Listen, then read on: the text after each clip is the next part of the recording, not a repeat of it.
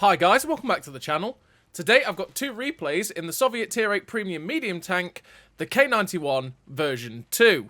Now if you do like the video, as always, don't forget to like and subscribe down below, as it does really help out the channel. And yeah, the K-91 version 2, I've meant to make another video on this tank for a wee while. These two replays have been sitting in the vault for quite a while, and it's a pretty damn nice Tier 8 medium tank. I've always really enjoyed it because I like the gun. I think the gun handling is pretty nice, the DPM's pretty decent, the mobility's pretty good, the camo's pretty good, and the armor's pretty okay too. It's one of those tanks that doesn't have anything that's truly exceptional. Well, maybe the premium heat rounds for a Tier 8 medium, to be fair, but it doesn't really have anything that's truly exceptional, but it's just got good all-round feel to it, right? I mean, for me, to be honest, the only real downside and bad thing about this tank is the fact that this tank has the typical Soviet gun depression of 5 degrees of gun depression, which makes working a ridgeline really quite awkward, but you are quite a low-to-the-ground tank, so it's not like you're absolutely huge struggling for gun depression. It just means that there are a fair few ridgelines that you can't use, which does make it awkward to fight on the said ridgelines.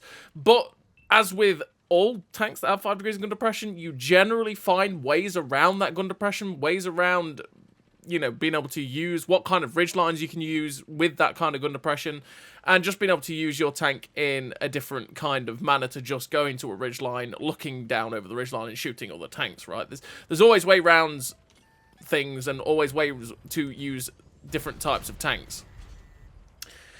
So yeah, the K-91 version 2, it does have 212 penetration on its standard APCR round, which is pretty decent. It's not the best for Tier 8 medium tanks in terms of standard penetration, but it's also not the worst. You do have 1,150 meters a second shell velocity on that APCR round, which is pretty decent. Not the fastest for an APCR round, but it's also not really that slow. You have also exceptionally good heat rounds in the fact that you get 290 penetration heat rounds on this tank, which is phenomenal. You will basically pen most things you're going to face with it, which is lovely. You get, with the setup I have, you get 0.28 accuracy with basically a 2.03 second aim time, which is really, really good. It means this gun gets aimed in very, very quickly, and it's pretty damn nice and accurate.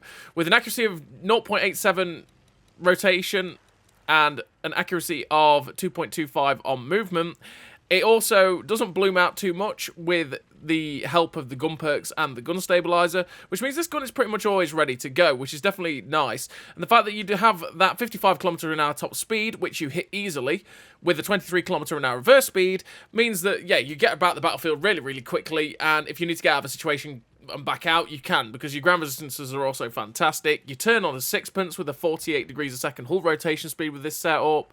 You know, your reload is 6 seconds, which is also absolutely fantastic with 250 alpha. Let's say the only real downside for me on this tank is the fact that you just have 5 degrees of gun depression, which can be pain. It truly can be. And with it also, you have 486 meters of view range, which means you can spot for yourself really, really well.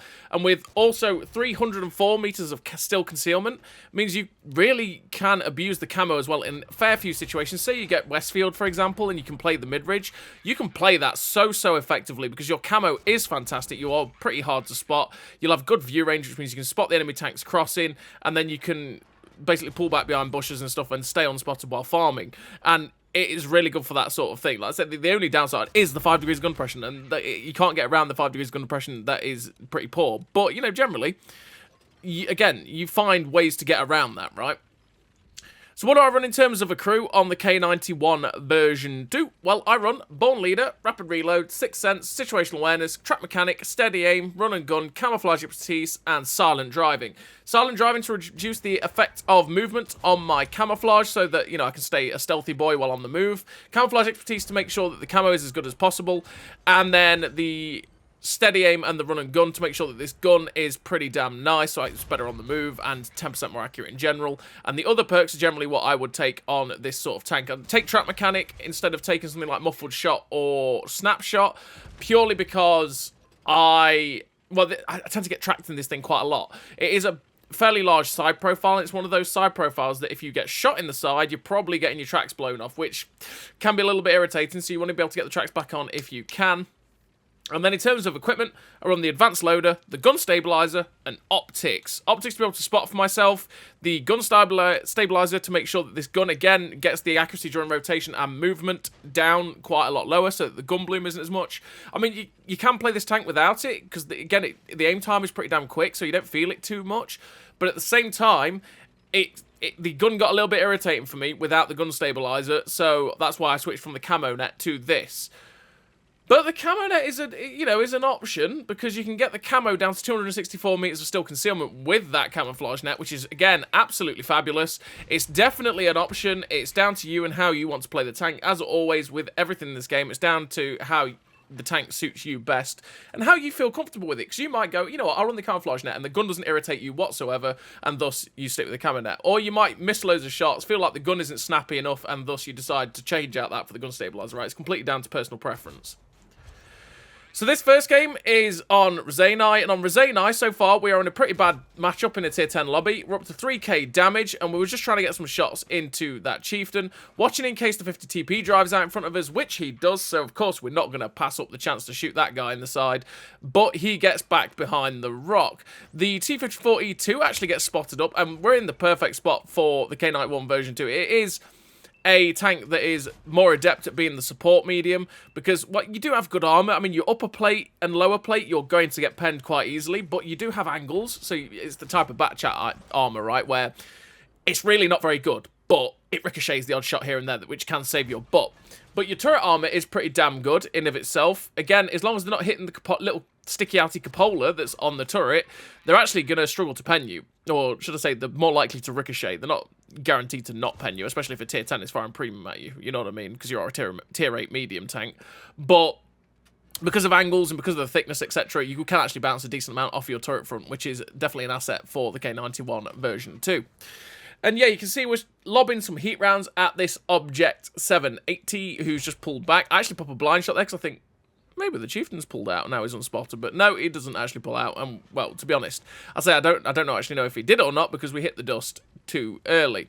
But yeah, 290 heat pen helps us go through those sorts of tanks like the 780, because I mean, we're never going to go through it with 212 pen, but 290 pen will, yeah, pretty much not struggle with that.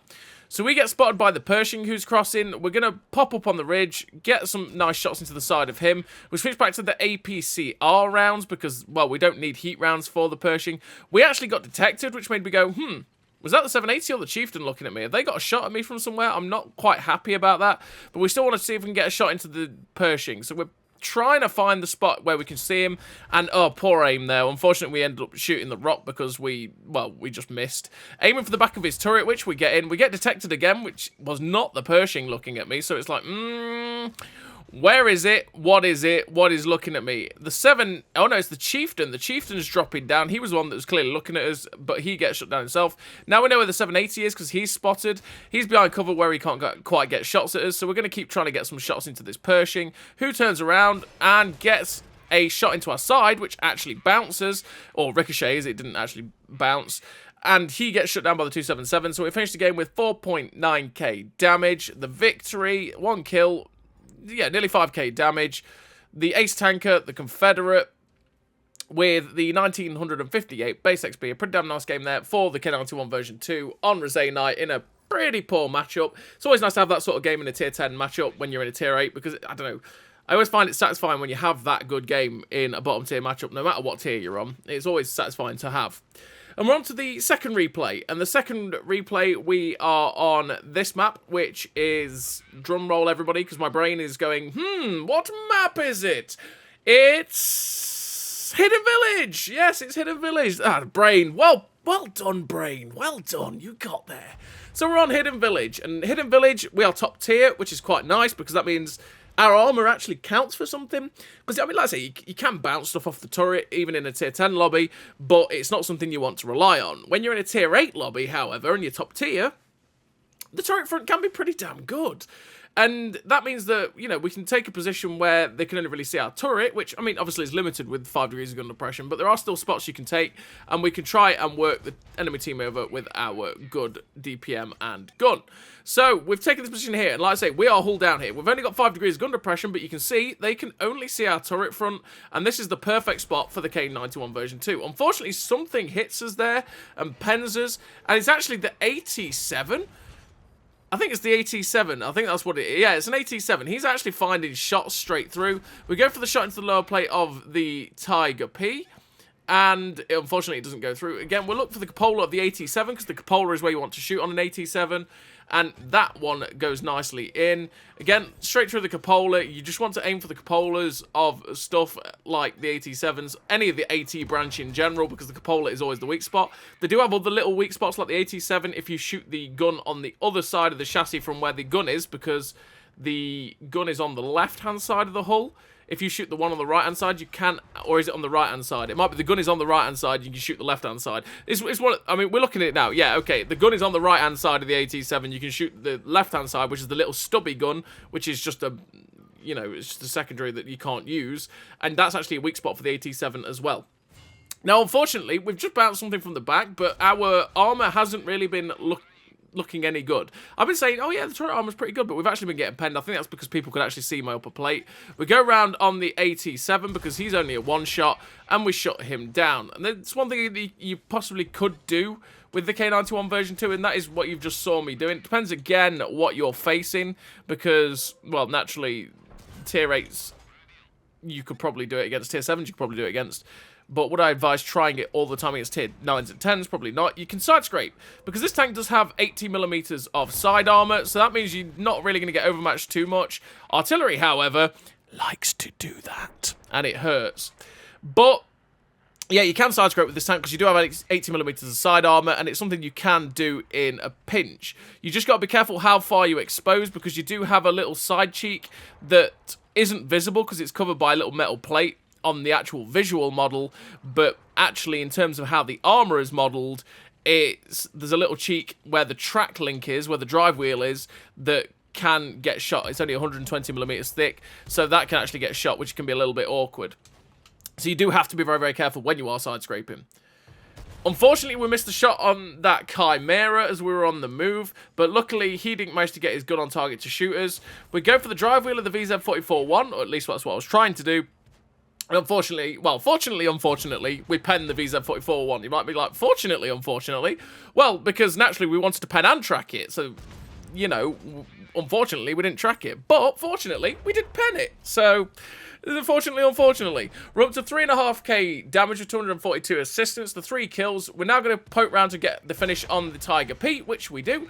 Next target is the 45 TP, but the Leo appears. It's like, hello, Mr. Leo. We get a shot into his side, and he gets shot down by the T-32. Maybe we can get the kill on this guy if he takes another hit, which he doesn't, which means the UDAS is probably going to kill him. He's trying to turn his gun to shoot the Leo, but sorry, not the Leo, the UDAS 1405, the one after the Leo.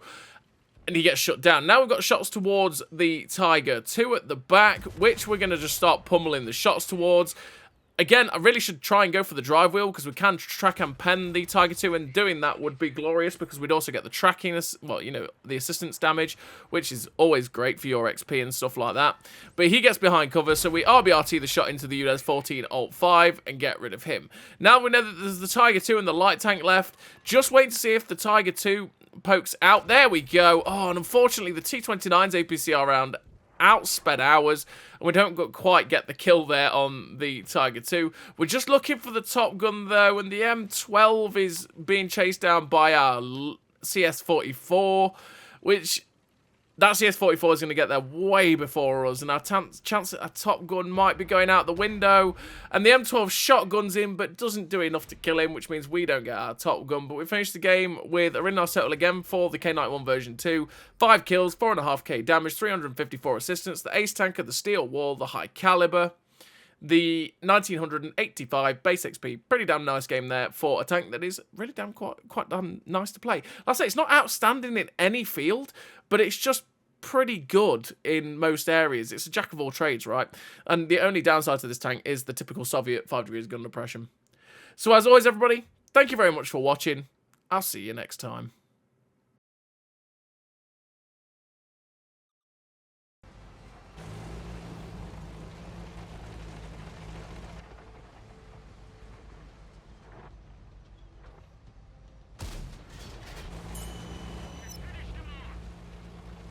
A great success!